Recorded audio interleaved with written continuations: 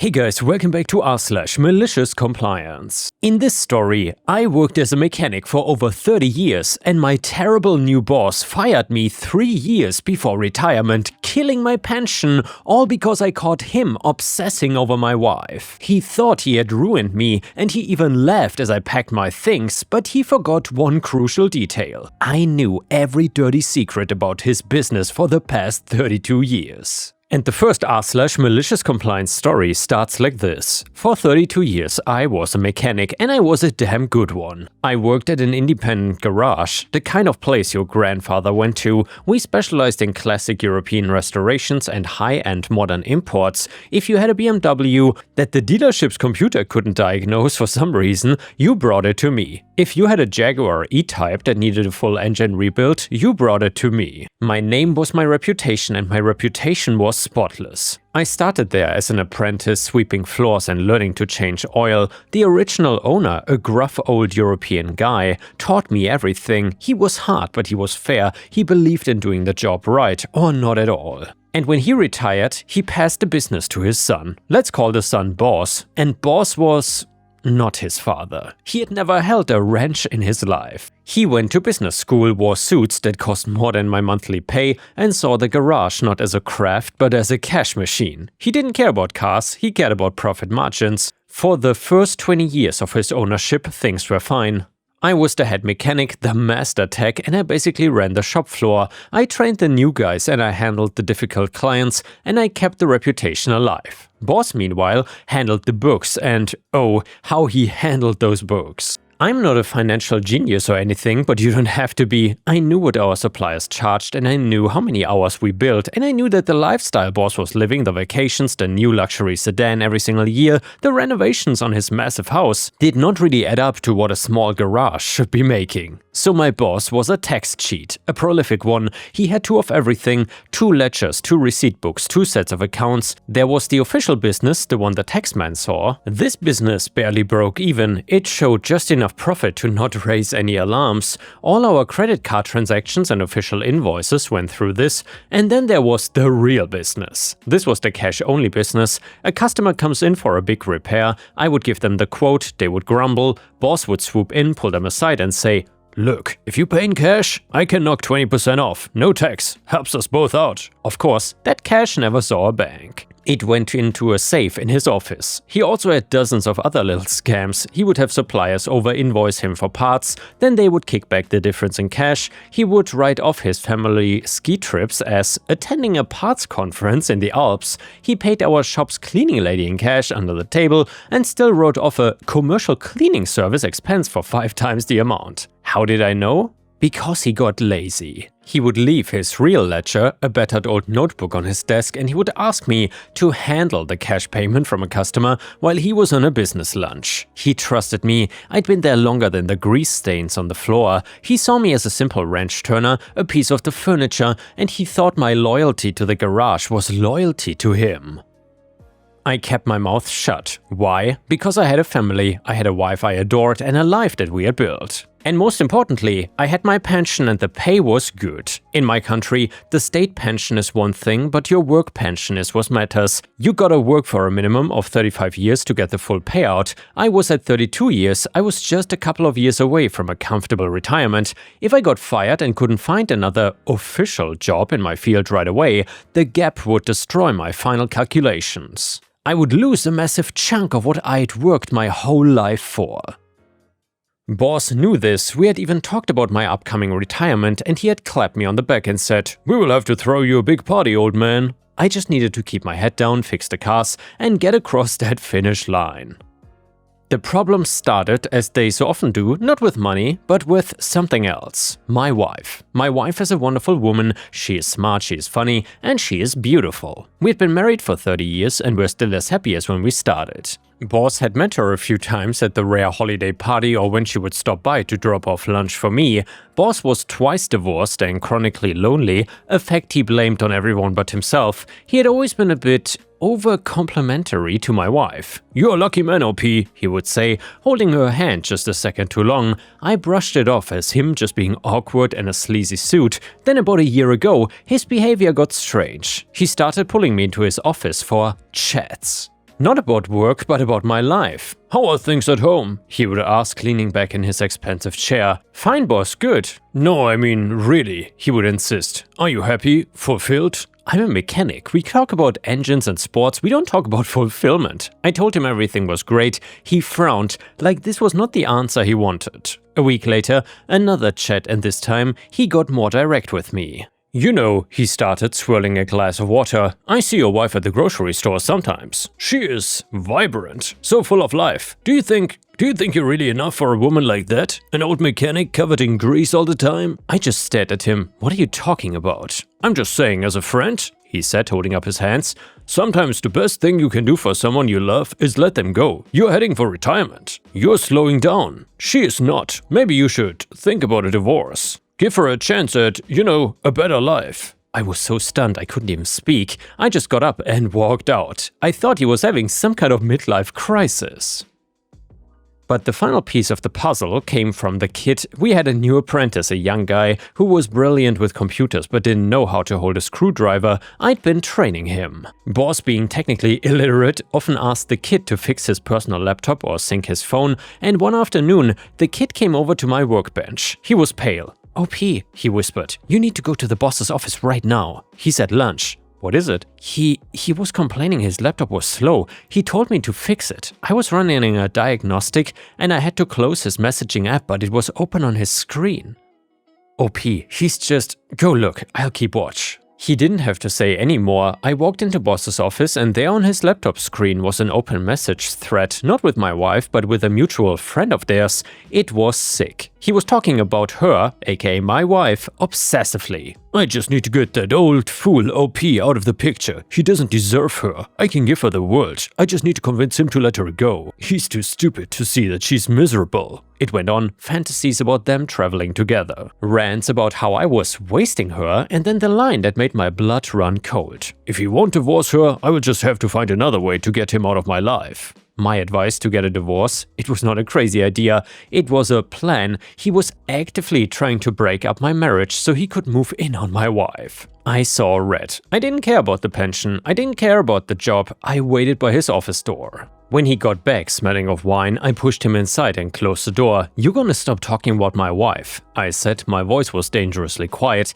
He was startled. "What? I have no idea what you're…" "I saw the messages, you pathetic creep." His face went through a whole spectrum of emotions, first shock, then embarrassment. He had been caught. But that embarrassment in a man like him hardens instantly into rage. He could not stand to be seen as the pathetic pinning loser he was. He just had to regain control. "You," he spat. "You're accusing me? After everything I've done for you? You ungrateful idiot. You're snooping on my computer?" "I'm telling you to stop," I said. "You're done," he screamed, his face turning purple. "You're fired. Get your things and get out." The words hit me like a physical blow.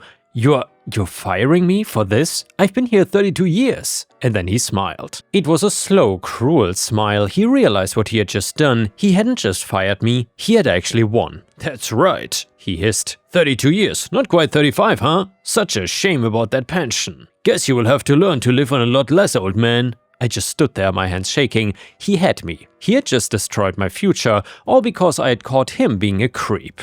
"Good luck finding another real job," he sneered as I got to his office door. "Who's gonna hire a dinosaur like you, huh? The world's all computers and new rules now. You won't last a week." I didn't say anything, I just kept moving my box. "NOP," he called out, "a bit of advice from me to you. From now on, you're going to have to do everything strictly by the book. Everything above board. That's how the real world works, not our little arrangement here. You were in paradise and you didn't even know it, you moron.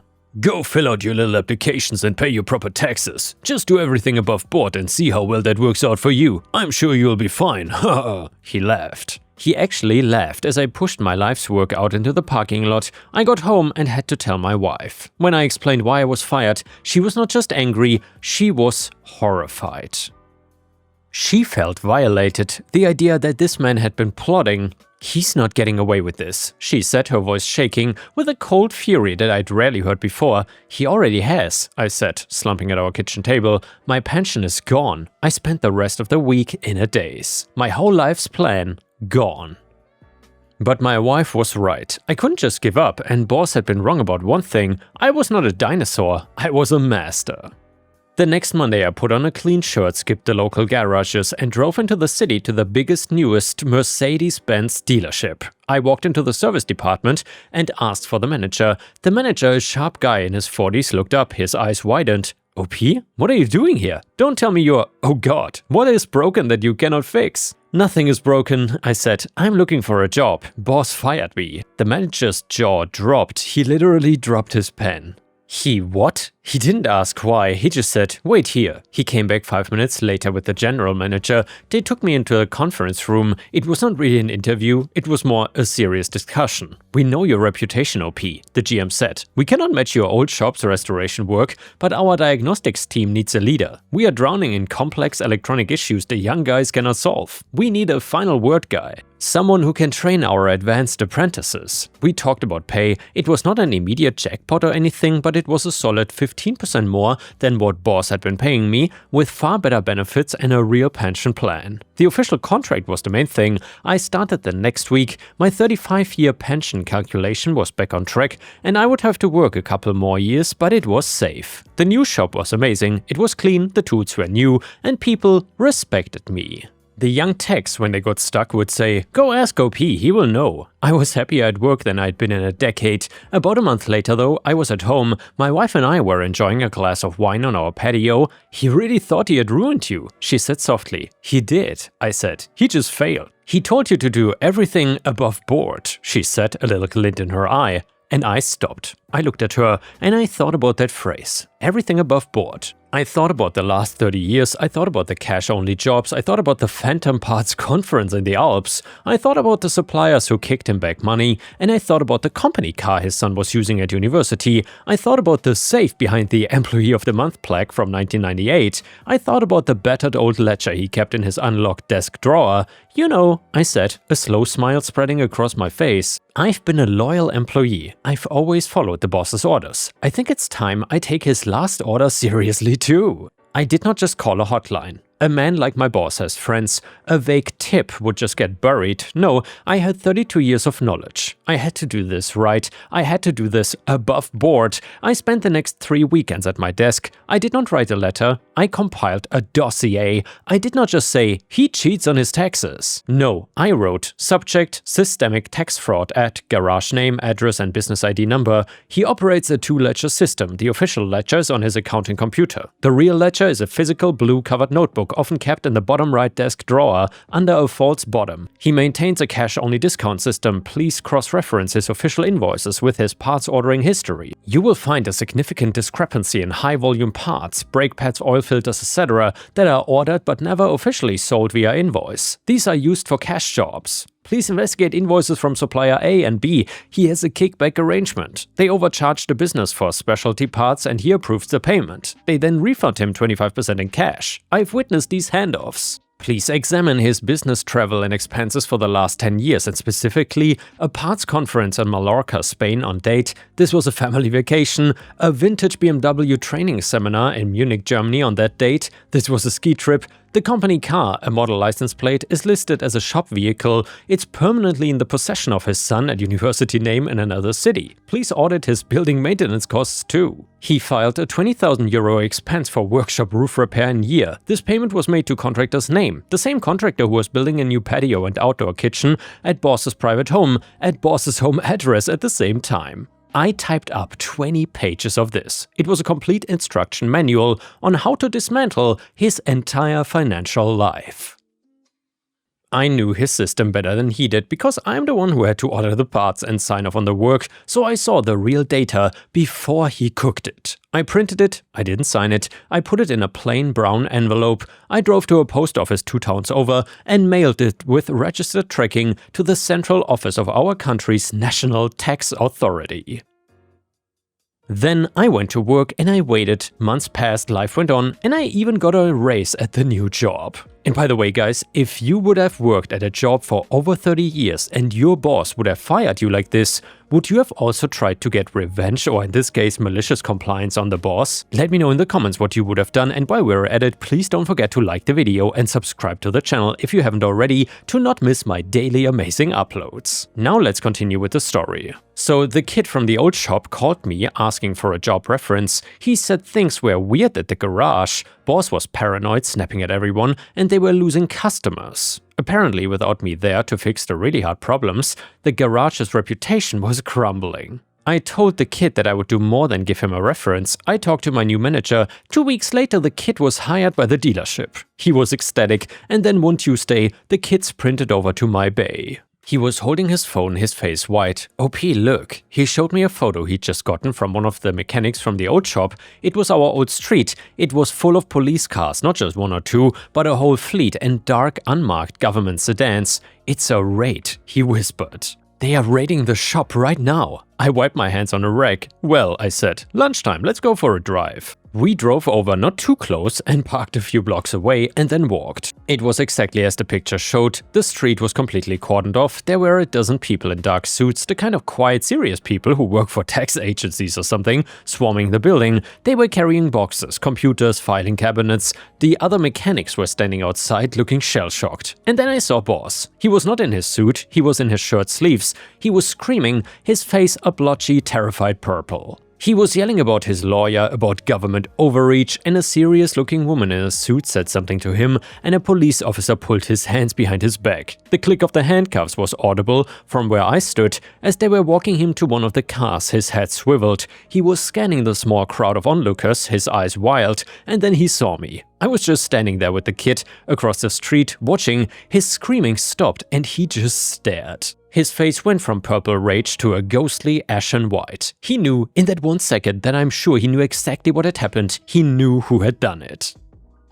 I did not smile, I did not gloat, I did not nod, I just watched. I gave him nothing. He kept staring at me, his mouth open, as the officer pushed his head down and put him in the car. I turned around, put my hand on the kid's shoulder. Come on, I said. Lunch is over. We walked back to my car and I drove us back to the dealership. My wife had dinner waiting for me at home later, so a lot has happened since that day. I did not have to testify, I did not have to do anything. The dossier, as my new manager would say, was diagnostically complete, and when the authorities opened the bottom right desk drawer, they found the false bottom. And under it they found the blue notebook, the real ledger, and they also found the safe behind the old plaque, which contained years of cash-only receipts. It was, in their words, an open and shut case of systemic multi-decade fraud. Boss's friends, the suppliers, all turned on him in a heartbeat to save their own skins. They provided full testimony about the kickback schemes. The garage was seized and shut down within a week. Its assets were frozen. All the employees were let go. This is the only part I feel bad about, but I did manage to get my new boss to hire one of the other good older mechanics from the shop in addition to the kid. They are both still with the dealership and doing great. Boss's trial was quick, by the way. With the physical ledgers, the supplier testimony, and the mountain of evidence, his high-priced lawyer could not do a thing. He was found guilty on dozens of counts of tax evasion, fraud, and even a few related to illegal employment. The cleaning lady, he did not get a fine. He got prison time. Real prison, 7 years. He lost everything. And by the way guys, I have a feeling that this story would also fit in r/nuclear revenge, not only in r/malicious compliance. Anyway, the state seized his house, his cars and all his bank accounts to pay the decades of taxes he owed, plus the astronomical fines. It still was not enough. He is to this day completely and utterly ruined. As for me, I worked another 3 years at the dealership and I officially retired last month with my full 35-year pension, plus the excellent private one from the dealership. My wife and I are comfortable, we are planning a long trip. Boss told me to do everything above board, and well, it was the last order he ever gave me, and I'm proud to say I followed it to the absolute letter. He just forgot that above board applies to everyone, and he had been living in the greasy, dark undercarriage for his entire life. And guys, please don't turn off the video. The next one is another fantastic malicious compliance story, which is titled, "Okay, I won't answer my old staff's questions and help them." So before I retired, I was a manager and programmer in a department located in the US. I would program, manage, assign projects, create timelines and answer questions that my staff had. The company I worked for decided to consolidate the US and UK programming departments, and the new boss decided have only managers in the UK oversee the programmers in the US. So this meant that I was only supposed to keep programming, I had the most experience amongst all the US/UK programmers, and no longer needed to do the management side of things, but I still got the same pay I used to. Due to a 6-hour time difference between the US and UK, that meant that there were only 2 or 3 hours each day that we overlapped. This left the rest of the day for my old staff to either wait until the next day to ask their new boss or come to me and I could answer immediately. The latter made more sense so they could keep working, but eventually the UK managers complained to US and UK boss that the US staff was not coming to them to help and were still coming to me, which the UK managers were having a conniption about. My boss told me to stop helping my old staff when they asked me questions and that they needed to ask their new manager. So it was time for malicious compliance. I went back to only programming, and when my old staff came and asked me questions, usually in the afternoons US time since the UK was done for the day, I told them that I was told to no longer help them and they should ask their new UK manager the next day or send their UK boss an email with their question. I told them it was time for malicious compliance since the US programmers knew exactly what would happen. So my old team started deluging their UK bosses with questions, problems, etc. and then had to wait until the next day or two to get an answer.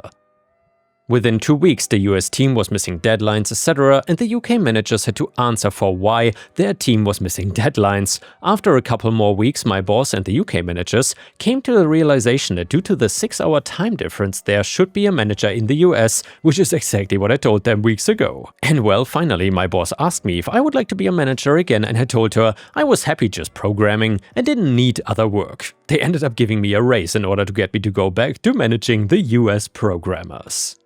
And the next one is another malicious compliance story, and it is titled HR are there to protect the company, not their employees. So I've been struggling with my mental health for many years. Up until a few months ago, I was still able to keep up at work even through extreme client pressure, but then I started begging for help because I was struggling a lot. They promised to move me to a different team with less pressure, but kept moving the goalposts, telling me that they could not find a replacement due to client requirements. Early this morning, they ambushed me with a meeting with our HR director to give me 2 options. Either I get fired after a disciplinary hearing or go on disability. I've been begging for disability for months, so naturally, I was really happy to go with option 2 as I have good income insurance through the company. Then the HR head BITCH demanded that I get the doctor's paperwork done today. I'd already been in contact with the doctor and she couldn't get it done because she had just returned from leave and had a huge backlog. The HR BITCH Karen